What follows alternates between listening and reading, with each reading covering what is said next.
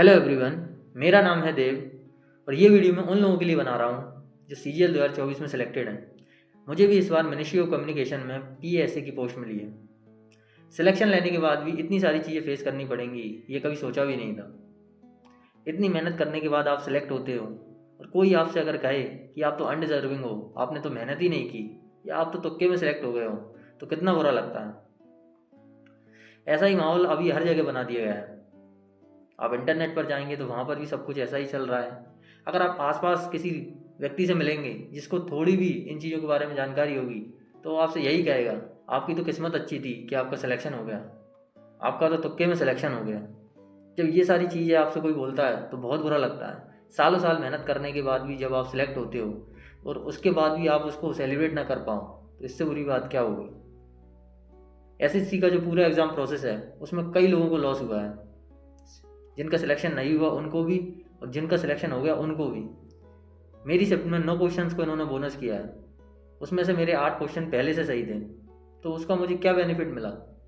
उल्टा रीजनिंग में 2 question change करने की वजह से 8 नंबर का लॉस हो गया। कोई भी नॉर्मलाइजेशन अब इस चीज़ को जस्टिफाई नहीं कर पाएगा। बहुत सारे लोग ऐसे होंगे जो बॉर्डर पे होंगे और क्वेश्चन चेंज होने की वजह से बाहर हो गए होंगे।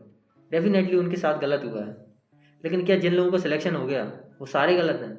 क्या इसमें उनकी कोई गलती है? लेकिन हर तरफ ऐसा ही माहौल बना दिया गया है कि जैसे कि जो सारे लोग जो सिलेक्टेड कैंडिडेट हैं उन्होंने कुछ गलत किया हो या उन्होंने गलत तरीके से सिलेक्शन लिया हो। पूरा जो एग्ज़ाम प्रोसेस है उस पर पूरा कंट्रोल SSC का होता है। वो जो भी डिसीजन लेते हैं उसका इम्पैक्ट सभी पे पड़ता है, और आगे भी जो डिसीजन लेंगे वो सबको मानना पड़ेगा। लेकिन इन चीज़ों को लेकर जो हवा बनाई जा रही है कि सब कुछ स्कैम हुआ है, सारे डिजर्विंग कैंडिडेट को बाहर कर दिया गया है, ये सरासर गलत है। जो भी सिलेक्ट हुआ है उसने मेहनत की है। अगर कोई व्यक्ति 300 लाकर भी सिलेक्ट हुआ है तो 300 नंबर लाने में भी उसने मेहनत की होगी। ये बात सच है कि जिसके ज़्यादा नंबर हैं उसके बाद भी उसका सिलेक्शन नहीं हुआ, कहीं ना कहीं उसके साथ गलत हुआ है। पर जो भी सिलेक्टेड हैं उसमें उनकी कोई गलती नहीं है। अभी मैं यूट्यूब पर एक कमेंट पढ़ रहा था जिसमें एक भाई बोल रहा था कि उसके पिताजी से लोग बोल रहे हैं कि आपने कितने में ये सीट खरीदी है। इतनी मेहनत करने के बाद भी अगर किसी की फैमिली से कोई ये ऐसे सवाल पूछता है तो सोचिए उसको कितना बुरा लगेगा। कौन अपने सिलेक्शन को एंजॉय कर पाएगा। बहुत लोगों पर लाइफ टाइम के लिए ये टैग लगा दिया जाएगा कि आप तो तुक्के में सेलेक्ट हो गए, या आप तो अनडिजर्विंग हो, या आपने तो सीट खरीद ली। इस तरह की बातें जब आपके साथ होंगी तो कैसा लगेगा। कई सारे ऐसे लोग भी हैं जिनका किसी वजह से प्री में सिलेक्शन नहीं हुआ, तो अब वो डिमांड कर रहे हैं कि प्री भी दोबारा होना चाहिए, और री एग्ज़ाम की डिमांड कर रहे हैं। जैसे ये सारी चीज़ें इतनी आसान हो, या फिर 2-4 दिन का पूरा प्रोसेस हो जो दोबारा हो जाएगा। एक एग्ज़ाम कराने में महीनों लग जाते हैं, उसके बाद करोड़ों का उसमें खर्चा होता है, तब जाके पूरी एग्ज़ाम प्रोसेस होती है। और कुछ आंसर चेंज होने की वजह से चीज़ें आगे पीछे होती हैं, तो क्या उसके लिए री एग्ज़ाम कराना चाहिए? कोई भी कोर्ट इस चीज़ की परमिशन नहीं देगा, लेकिन फिर भी टीचर्स ने ये हवा बना दी कि हम री एग्ज़ाम करवाएंगे या फिर रिवाइज रिजल्ट करवाएंगे, जबकि इन चीज़ों के चांसेस नील के बराबर हैं। SSC में रिफॉर्म्स होने चाहिए, ये बहुत ज़रूरी चीज़ है, लेकिन क्या कुछ भी गलती होती है उनमें सिलेक्टेड कैंडिडेट्स की गलती है? हर तरफ बस एक ही आवाज़ सुनाई देती है कि आपका तो लक की वजह से हो गया है। क्या सिर्फ लक की वजह से किसी का सिलेक्शन होता है? लक भी उसी का काम करता है जिसने मेहनत की हो। क्या सारे के सारे तुक्के किसी के सही हो जाते हैं? एक लिमिट तक पहुंचने के लिए सबको मेहनत करनी पड़ती है, उसके बाद डेफिनेटली लक फैक्टर काम करता है। लेकिन यहाँ पर बात ये हो रही है कि सबका सिलेक्शन सिर्फ लक की वजह से हो गया है या किसी गलत तरीके से हो गया है। इसलिए मेरी सभी से रिक्वेस्ट है कि गलत इन्फॉर्मेशन ना फैलाएं। जिन्होंने भी सिलेक्शन लिया है उन्होंने डेफिनेटली मेहनत करी है, और जिनका नहीं हुआ उनके साथ जो भी गलत चीज़ें हुई उसमें उन लोगों का कोई दोष नहीं है जिनका लिस्ट में नाम है। बहुत लोग तो ये चाहते हैं कि जो भी आगे का ज्वाइनिंग प्रोसेस है उस पर स्टे लगा दिया जाए, किसी की भी ज्वाइनिंग ना हो। जैसे जो कुछ भी हुआ है उसमें सारे सारे सिलेक्टेड कैंडिडेट की गलती है।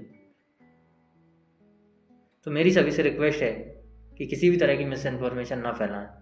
डेफिनेटली मेहनत सभी ने की है, जिनका नहीं हुआ उन्होंने भी की है, लेकिन उसके लिए कुछ लोगों को ब्लेम करना सही नहीं है। बहुत सारे लोग नए लोगों को मिसलीड कर रहे हैं ये चीज़ बताकर कि यहाँ तो सब कुछ स्कैम हुआ है। अगर ऐसा ही चलता रहा और लोग री एग्ज़ाम की डिमांड करते रहे तो जितने भी सिलेक्टेड लोग हैं उनको मजबूरी में फिर 2025 के लिए बैठना पड़ेगा। और जब इतने सारे लोग फिर से दोबारा एग्ज़ाम देंगे 2025 में हाई कट ऑफ जाएगी, और जब फिर से कट ऑफ हाई जाएगी फिर लोग यही बोलना चालू कर देंगे कि स्कैम हुआ है। जब मेरा लिस्ट में नाम आया था तब मैंने सोचा था कि अब मैं सीपीयू की मेडिकल और डीवी के लिए नहीं जाऊँगा, लेकिन जैसा इस तरह का माहौल बना दिया गया है उसमें लग रहा है कि अब जाना पड़ेगा, क्योंकि उसके अलावा आपके पास कोई ऑप्शन नहीं है। इसी तरह बहुत सारे लोग होंगे जिन्होंने अलग अलग एग्ज़ाम दिए होंगे, और अगर लोग री एग्ज़ाम की डिमांड करते रहे तो मजबूरी में उन्हें अगले एग्ज़ाम्स के लिए बैठना पड़ेगा, जिसकी वजह से फिर दोबारा हाई कट ऑफ जाएगी।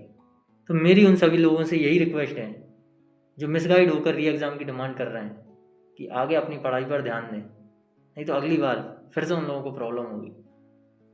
और जो भी लोग सिलेक्टेड हैं उन लोगों को कोसना बंद करें, क्योंकि इन सब में उन लोगों की कोई गलती नहीं है। ज़्यादातर लोगों ने जिन्होंने सिलेक्शन लिया है उन्होंने मेहनत से लिया है और वो डिज़र्विंग है। उम्मीद है कि ये चीज़ आप समझ पा रहे हैं। आपने यहाँ तक सुना उसके लिए बहुत बहुत धन्यवाद। जय हिंद।